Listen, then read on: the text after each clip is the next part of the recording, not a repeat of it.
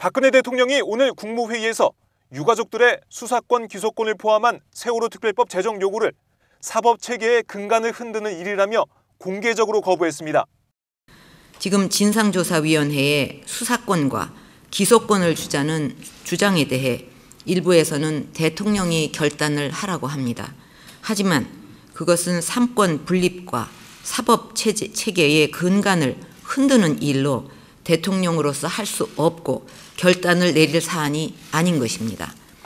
이러한 근본 원칙이 깨진다면 앞으로 대한민국의 법치와 사법체계는 무너질 것이고 대한민국의 근간도 무너져서 끝없는 반목과 갈등만이 남을 것입니다.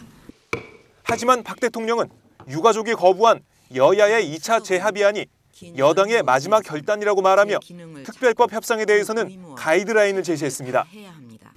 이번 여야의 2차 재합의안은 여당이 추천할 수 있는 2명의 특검 추천위원을 야당과 유가족의 동의가 없으면 추천할 수 없도록 하는 내용을 담고 있습니다. 이는 특별검사 추천에 대한 유족과 야당의 불신을 해소하기 위해 실질적으로 여당의 권한이 없는 마지막 결단이라고 생각합니다.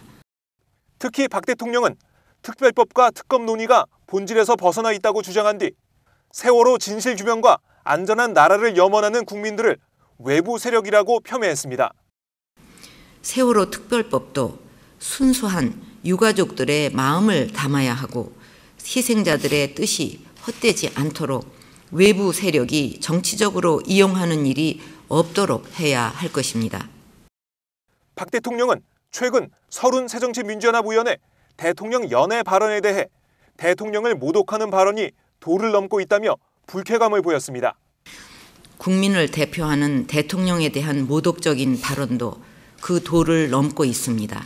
이것은 국민에 대한 모독이기도 하고 국가의 위상 추락과 외교 관계에도 악영향을 미칠 수 있는 일입니다.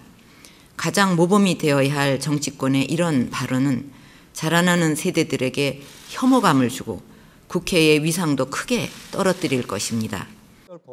유가족 대책위는 박 대통령의 국무회의 발언에 대해 진상규명을 회피하지 말라고 반발하며 특별법 제정을 거듭 촉구했습니다. 결국 국가 개조는 허울 좋은 구에 불과했던 것입니까?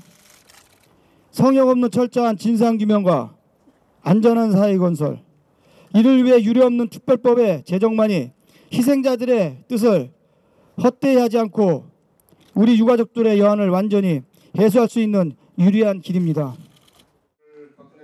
야당들도 한 목소리로 유가족들의 특별법 제정 요구를 거부한 박 대통령을 비판했습니다. 박근혜 대통령이 세월호 참사의 진상규명을 할 의지가 전혀 없음을 드러낸 것으로 분노하지 않을 수 없습니다. 대통령의 기본적인 직무조차 방기하면서 자식을 잃은 부모들을 거리로 내쫓아버린 잔인하고 매몰찬 박근혜 대통령을 강력히 규탄합니다. 세월호 참사 진상규명을 약속하며 눈물까지 보였던 박근혜 대통령은 유가족들에게 언제든 다시 만나겠다고 했지만 면담은커녕 유가족의 특별법 제정 요구를 거부하며 자신의 약속을 뒤집었습니다. 오마이뉴스 박정호입니다.